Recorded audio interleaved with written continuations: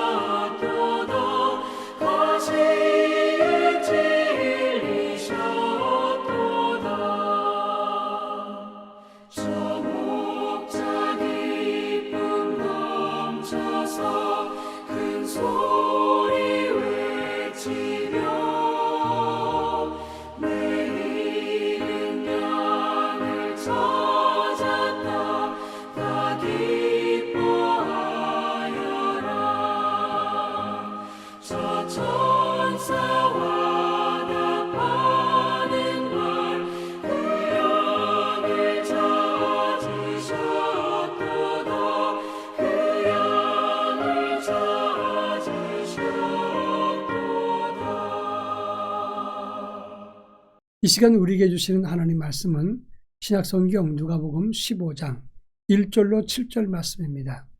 누가복음 15장 1절로 7절 말씀을 한 절씩 교독합니다. 제가 전체를 읽겠습니다. 모든 세리와 죄인들이 말씀을 들으러 가까이 나아오니 바리새인과 서기관들이 수군거려 이르되 이 사람이 죄인을 영접하고 음식을 같이 먹는다 하더라. 예수께서 그들에게 이 비유로 이르시되 너희 중에 어떤 사람이 양 100마리가 있는데 그 중에 하나를 잃으면 99마리를 들에 두고 그 잃은 것을 찾아내기까지 찾아다니지 아니하겠느냐. 또 찾아낸즉 즐거워 어깨에 메고 집에 와서 그 벗과 이웃을 불러 모으고 말하되 나와 함께 즐기자. 나의 잃은 양을 찾아내었노라 하리라. 내가 너에게 이르노니 이와 같이 죄인 한 사람이 회개하면 하늘에서는 회개할 것이 없는 의인 99으로 말미암아 기뻐하는 것보다 더하리라. 아멘. 사람들이 악해지면 무엇이 옳은지 무엇이 잘못된 일인지를 판단하지 못할 때가 많습니다. 또 올바른 소리를 해주면 그 소리를 고마워하기보다는 오히려 서운하다고 반발할 때가 많다고 하는 점입니다. 예수님 당시에도 마찬가지입니다. 그 당시 가난하고 비천한 신분의 사람들이 있었습니다. 이스라엘 율법에 의하면 그들은 보호의 대상이고 배려의 대상이었습니다. 그러나 많은 사람들, 특히 종교 지도자들은 그들을 무시하고 억압하는 대상으로 생각했다고 하는 것입니다. 예수님은 그들의 친구가 되시고 그들에게 용기와 희망을 주셨습니다.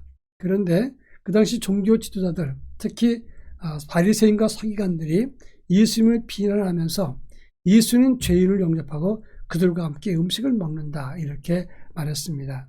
그때 예수님께서 그들을 깨우치시기 위해서 잃은 양의 비유를 말씀하시면서 빗대어서 그들의 잘못된 생각을 점잖게 깨우쳐 주셨습니다. 이 비유의 의미가 무엇인가를 함께 살피고자 합니다. 먼저 4절 말씀에서 어떤 사람에게 100마리의 양들이 있는데 그 중에 하나를 잃으면 99마리를 들에 두고 한 마리를 찾으러 다니지 않겠느냐 이렇게 말씀을 했습니다. 이것이 바로 잃은 양의 비유인데 사람들은 자기 소유에 대해서 눈에 불을 켜고 한 마리라도 잃어버리지 않으려고 애쓴다고 하는 것입니다. 예수님이 이 잃은 양의 비유를 말씀하실 때는 한 마리의 양의 생명이 소중하니 그 양을 찾기 위해서 사람들이 힘쓴다 이런 개념으로 설명한 것이 아닙니다.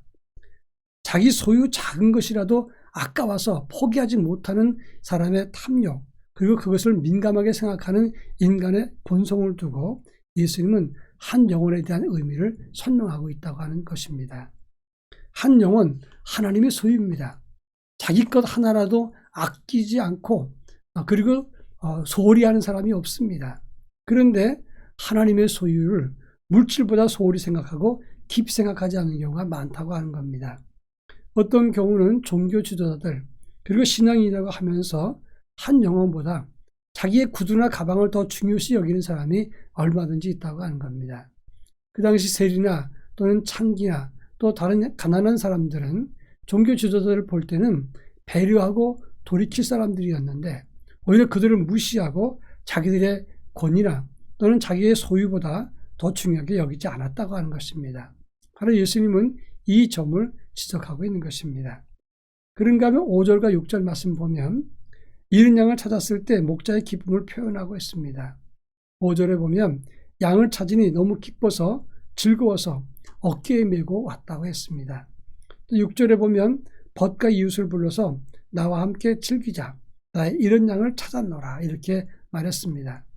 벗과 이웃을 불러서 잔치를 하면 양 한 마리 값보다 훨씬 더 듭니다. 비용이 많이 드는데 어떻게 이것을 그렇게 잔치할까 이렇게 생각할 수도 있습니다. 그런데 이것은 물질의 가치로 계산할 것이 아닌 한 생명, 잃은 양을 찾아내는 기쁨이 그만큼 감격스럽다는 것을 말하는 것입니다. 그렇습니다. 한 영혼의 가치는 많은 잔치하는 비용보다 훨씬 더 소중하고 귀한 것입니다. 억만금을 주어도 한 영혼을 바꿀 수가 없는 것입니다. 최근 통계에 의하면 코로나19 이후에 탈종교화가 심화되었다고 합니다. 2021년 3월을 기준으로 볼 때 지금 우리나라 무종교라고 대답한 사람이 60%입니다. 이는 7년 사이에 7% 이상 증가한 수치라고 말할 수 있습니다. 개신교는 2014년에 21%에서 2021년에 17%로 감소했습니다. 근데 역설적이게도 불교 인구가 급속도로 엄청나게 감소한 까닭에 종교 인구 1위가 개신교가 되었다고 하는 것입니다. 근데 놀라운 것은 전 세계에 코로나가 종교적 신앙을 강화시켰다는 통계가 있습니다. 그러니까 코로나 때문에 믿음을 등진 사람도 많지만 위기에 대해 믿음 있는 사람들은 영성이 오히려 강화되었다라고 통계 수치에서 밝혀지고 있습니다. 이제 이때가 아무리 힘들어도 우리의 영성과 생명을 살리는 일에 힘쓸 때라고 하는 것이고 이것이 하나님을 기쁘시게 하는 때라고 말할 수 있습니다. 마지막 7절에 보면 하늘에서는 회개할 것이 없는 99보다 회개할 죄인 한 사람이 돌아오는 것 이것이 더 크게 기뻐할 일이다 이렇게 말씀했습니다. 하나님은 모든 영혼이 하나님의 은혜 아래 살기를 원하십니다. 그런데 그 하나님의 은혜의 마음을 거역하고 죄를 짓고 떠날 때 하나님은 그들을 분노하시고 징계하십니다. 그런데 그들이 돌아오기만 한다면 그 이상 몇 배로 하나님께 돌아오는 사람을 기뻐한다고 하는 것입니다. 이것이 하나님의 마음입니다. 우리가 성령의 사람이라면 하나님이 기뻐할 일을 찾아서 그 일을 감당해야 되는 것입니다. 여러분, 우리가 하나님 백성이 맞지 않겠습니까? 그렇다면 어렵겠지만 하나님 곁을 떠난 사람들을 향해서 손을 펴야 됩니다. 동시에 지금 잃은 양을 찾기도 하고 잃어버린 영혼을 찾기도 하면서 아직까지 하나님의 말씀을 듣지 못한 사람들을 주께로 돌이키는 일에 앞장서야 된다고 하는 것입니다. 이와 같은 일에 우리 모두가 앞장서고 힘써 주시기를 부탁합니다. 다 같이 기도합니다. 영혼의 가치를 귀히 여기는 영성을 가지게 하옵소서. 또 한 가지는 잃은 양, 나간 영혼을 찾아 나서는 믿음을 가지도록 다 같이 기도하겠습니다. 다 같이 기도합니다.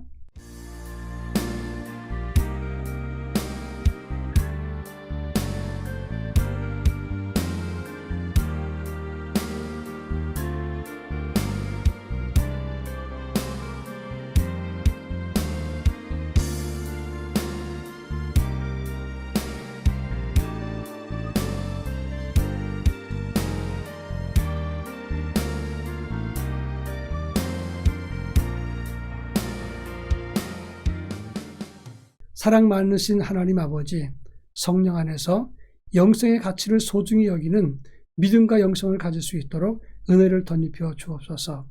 하나님을 떠나고 거역한 사람들, 잃어버린 양들, 이들을 소중히 여기고 그들을 찾아 나설 수 있도록 영성과 믿음을 다짐하게 하시고 주의 능력을 통해서 그들을 건져내서 주님의 기쁨이 될 수 있도록 은혜를 더하여 주옵소서. 예수님의 이름으로 기도합니다. 아멘.